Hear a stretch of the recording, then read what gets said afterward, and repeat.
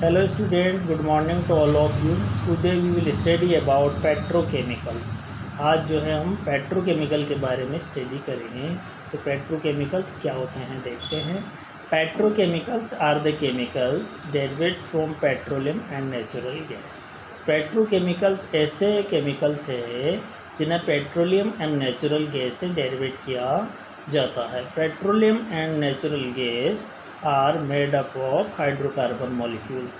और पेट्रोलियम और natural gas जो है हाइड्रोकार्बन मॉलिक्यूल्स के थ्रू बनते हैं।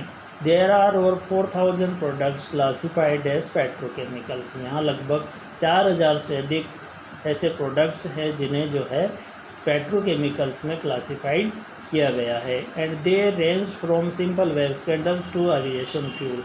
और उन्हें जो है सिंपल वैक्स कैंडल से लेकर एविएशन फ्यूल जो कि विमानों के अंदर यूज किया जाता है तक में अरेंज किया गया है। Raw material required for the manufacturing of commodities. Commodities का हिंदी मीन्स होता है माल, लेकिन इन केस ऑफ पेट्रोकेमिकल्स हम यहाँ इसको प्रोडक्ट की फॉर्म में यूज करेंगे। तो raw material required for the manufacturing of commodities और product such as synthetic rubber, synthetic fibres, plastics, explosives, polymers, dyes, drugs, pesticides, shoe polishes and detergents are provided by petrochemicals। तो इन सभी products के लिए जो है raw material किसके through provide किया जाता है, वो पेट्रोकेमिकल्स के थ्रू प्रोवाइड किया जाता है। Next, Unfortunately, 85% of the current global energy system is based on fossil fuels। तो आजकल जो है 85% करेंट ग्लोबल एनर्जी सिस्टम जो है वो फॉसिल फ्यूल पर बेस्ड है। But less than 2% of today's global energy system global energy demand is made by wind and the sun. लेकिन 2% से कम जो ग्लोबल एनर्जी डिमांड है वो आजकल वाइंड और सूर्य के थ्रू कंप्लीट की जाती है। It is predicted that by the end of this century. इस सेंचुरी के एंड में ये प्रेडिक्ट किया गया था, ये भविष्यवाणी की गई थी, nearly all of the recoverable fossil fuels will be gone, कि बहुत जल्दी ही जितने भी रिकवरेबल फॉसिल फ्यूल है वो समाप्त होने वाले हैं। So to use the fossil fuel for long time, इसलिए इन फॉसिल फ्यूल्स का लंबे समय तक हमें यूज करने के लिए we have to conserve them, उन्हें जो है हमें संरक्षित करना होगा, कंजर्व करना होगा। नेक्स्ट टॉपिक है कंजर्वेशन ऑफ फॉसिल फ्यूल। अब देखिए किस प्रकार जो है हम फॉसिल फ्यूल का कंजर्वेशन कर सकते हैं। तो next, fossil fuel such as coal and petroleum are exhaustible. It took millions of years for them to form from plants and animal remains। यानी कोल एंड पेट्रोलियम जो है एग्जॉस्टिबल का मीनिंग होता है टू फिनिश, यानी कोल और पेट्रोलियम दोनों ही जो है एग्जॉस्टिबल जो है हमारे फॉसिल फ्यूल है, इन्हें जो है millions of years ago animal और प्लांट रिमेन से जो है प्राप्त किया गया था। However, the known reserve of the fossil fuel will last only a few hundred years। और जो ज्ञात रिजर्व फॉसिल फ्यूल जो है वो कुछ ही वर्षों के लिए शेष बचे हैं। It is therefore necessary, इसलिए यह आवश्यक है कि we use these fuels judiciously. तो ये आवश्यक है कि हमें इन फॉसिल फ्यूल का जो है विवेकपूर्ण तरीके से उपयोग करना चाहिए। The careful and judicious use of energy resources is called conservation of energy. तो जो है एनर्जी रिसोर्सेज का सावधानी पूर्वक एवं विवेकपूर्ण तरीके से उपयोग करना क्या कहलाता है, कंजर्वेशन ऑफ एनर्जी। बहुत ही इंपॉर्टेंट लाइन है, इसलिए यहाँ से इसको अंडरलाइन करेंगे। The careful and judicious use of energy resources is called conservation of energy। Conservation of fossil fuel will result in their availability for a long period of time। fossil fuel का conservation करने से इनकी जो availability हमें long time तक जो है मिलती रहेगी। And we can do so by following these ways, और इनका कंजर्वेशन जो है हम फॉलोइंग वेज के थ्रू कर सकते हैं। तो इनका कंजर्वेशन करने के लिए कौन कौन से वेज दिए गए हैं उनको देखना। सबसे पहला है बी एनर्जी एफिशिएंट, यानी हमें जो है बी एनर्जी एफिशिएंट की ओर भी हमारा जो है फोकस होना चाहिए। तो energy efficiency is the key to minimise carbon dioxide emission which is responsible for the greenhouse effect, यानी energy efficiency is the key to minimise carbon dioxide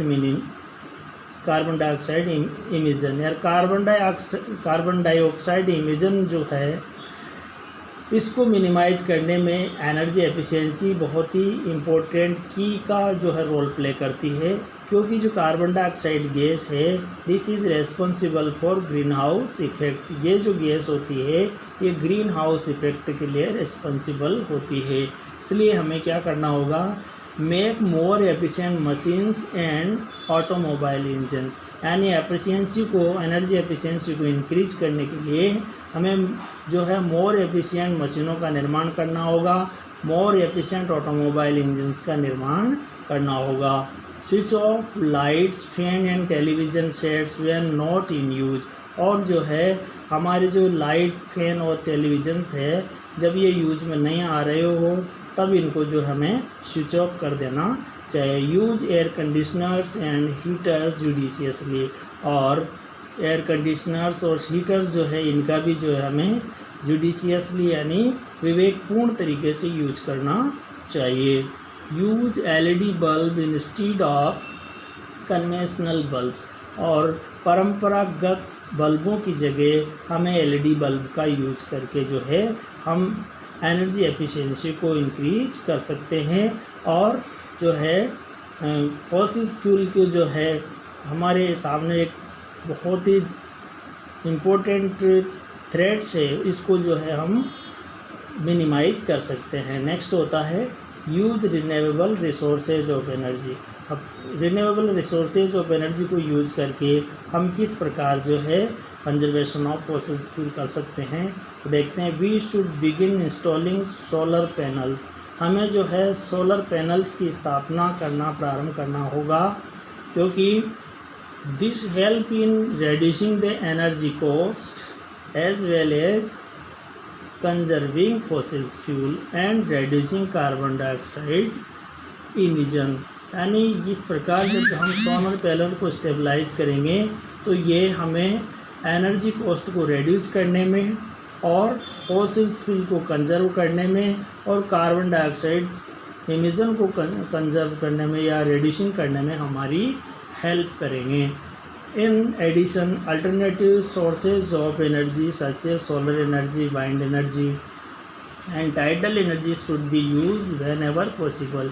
इसके अतिरिक्त एनर्जी के जो अल्टरनेटिव सोर्सेज है जैसे कि आपके सोलर एनर्जी है, वाइंड एनर्जी है और टाइडल यानी ज्वारीय ऊर्जा कहते हैं इसको, टाइडल एनर्जी, इन ऐसे अल्टरनेटिव सोर्सेस ऑफ एनर्जी को भी जो है हमें जब कभी संभव हो यूज करना चाहिए। नेक्स्ट होता है reduce the use of plastics.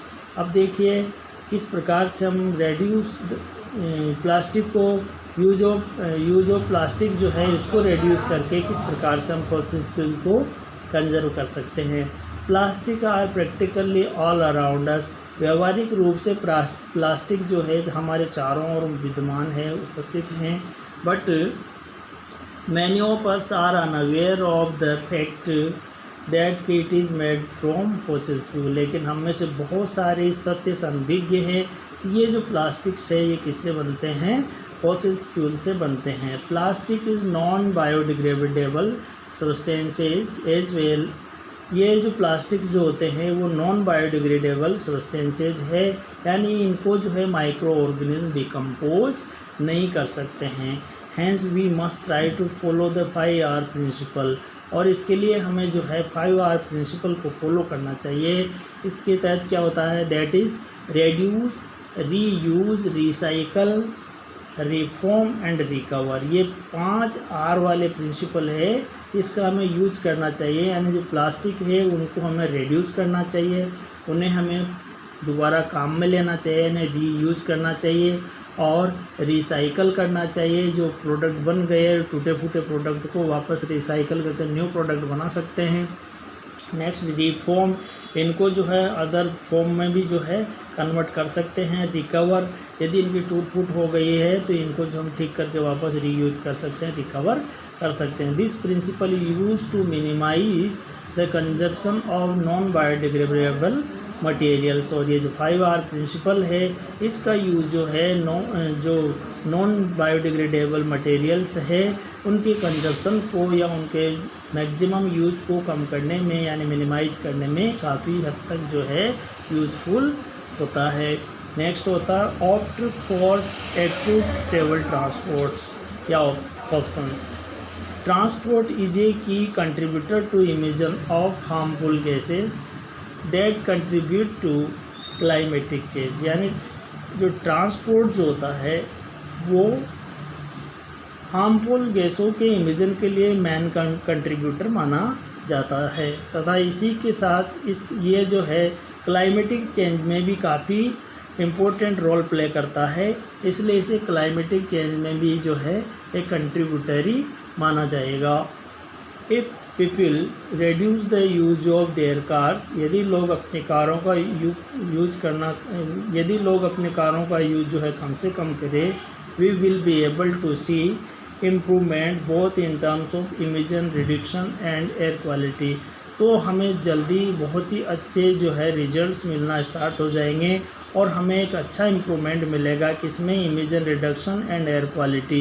यानी जो इन्वायरमेंट के अंदर काफ़ी हार्मफुल गैसेस रिड्यूस हो रही है या इमिज हो रही है उनमें भी कमी आएगी, साथ ही हमारी जो एयर क्वालिटी वो भी इम्प्रूव होगी। We all must opt for active travel options, और हम सभी को चाहिए कि हम एक्टिव ट्रेवल ट्रांसपोर्ट या जो ऑप्शंस है उसको चुनें, सच एज साइकिलिंग और पब्लिक ट्रांसपोर्ट और कारपूल्स। ये सारे के सारे एक्टिव ट्रेवल ऑप्शंस है, इनका भी यदि यूज करें तो हम इमिशन ऑफ CO2 को जो है रिड्यूस या मिनिमाइज कर सकते हैं। यानी एक्टिव ट्रेवल ट्रांसपोर्ट जो है, एक्टिव ट्रेवल ऑप्शंस जो है ये हमें काफ़ी हद तक जो है हमारे फॉसिल फ्यूल को जो है कंजर्व करने में हेल्प करता है। नेक्स्ट होता है harmful effects of excessive use of fossil fuel. यानी यदि फॉसिल फ्यूल का बहुत अधिक मात्रा में एक्सेसिव यूज करें तो उससे बहुत सारे हार्मफुल इफ़ेक्ट्स जो है एनवायरनमेंट पर और adverse effect on the humanity पर भी ऑब्जर्व होते हैं। The increasing demand of fossil fuel is one of the greatest threats to the environment today. यानी फॉसिल फ्यूल की बढ़ती हुई जो डिमांड है ये इन्वायरमेंट के लिए आजकल बहुत ही बड़ी चेतावनी है। The burning of fossil fuel release various harmful gases.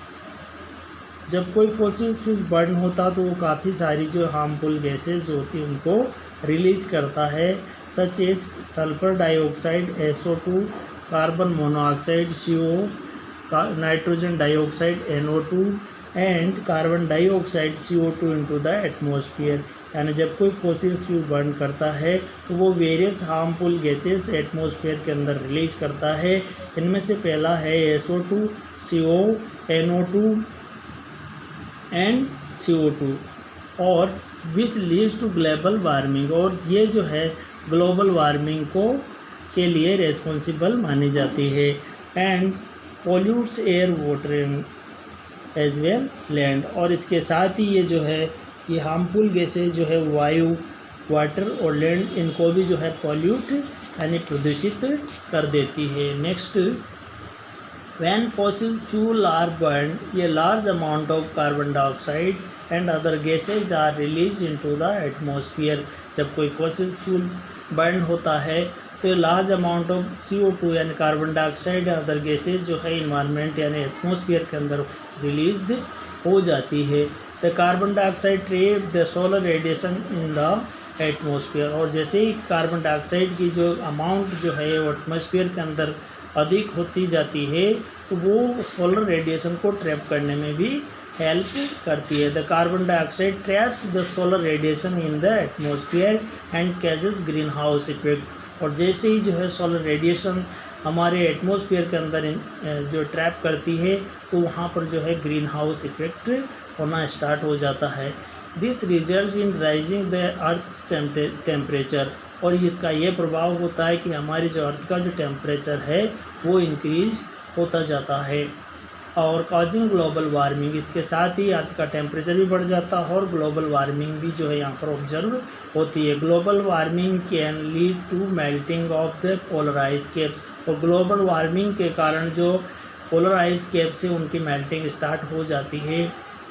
Causing ocean levels to rise, जिसके कारण जो समुद्रों का जो लेवल है वो इंक्रीज होना स्टार्ट कर देता है। And submerging of low lying area, और जो लो लाइंग एरिया वो उसके अंदर सबमर्ज यानी डूब जाता है। इस प्रकार जो है ये आपका चैप्टर था, ये यहाँ पर कंप्लीट होता है। लेकिन यहाँ पर कुछ एक्सरसाइज दी गई है, उनको भी हम देखेंगे। सबसे पहले देखते हैं एक्सरसाइज में स्टेट ट्रू और फॉल्स, तो किस प्रकार से जो है इस एक्सरसाइज को कंप्लीट करते हैं।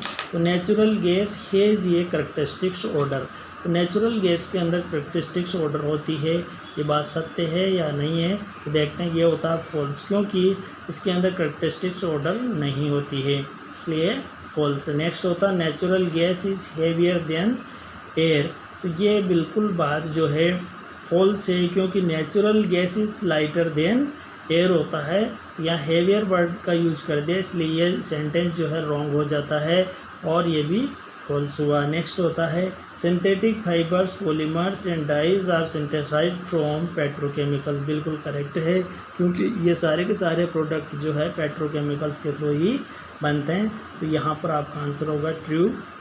Next, we should use conventional bulb instead of LED bulb, बिल्कुल रॉन्ग है, क्योंकि ये सेंटेंस उल्टा करके लिखा गया है। तो इस सेंटेंस का मीन्स होता है we use LED bulb in instead of conventional bulb होना चाहिए था, लेकिन इस सेंटेंस को उल्टा करके लिखा we should use conventional bulb in instead of LED bulb, यानी हमें एलईडी बल्ब के स्थान पर कन्वेंशनल बल्ब यूज़ करना चाहिए to minimise the fossil fuel conservation, to conserve the fossil fuel. तो बिल्कुल गलत है, तो ये भी जो है फॉल्स हो जाएगा। नेक्स्ट होता है emission of carbon dioxide gas during burning of fossil fuel causing global warming, बिल्कुल ट्रू है, क्योंकि जो है CO2 का जो इमिशन बढ़ेगा, तो जो है फॉसिल फ्यूल की बर्निंग के दौरान जो है CO2 का जो है अमाउंट बढ़ेगी इन्वायरमेंट के अंदर, बिल्कुल जो है वो सोलर रेडिएशन को ट्रैप करने में हेल्प करेगी और ग्लोबल वार्मिंग का रीजन बनेगी। तो इस प्रकार से जो है ये सेंटेंस बिल्कुल ट्रू है।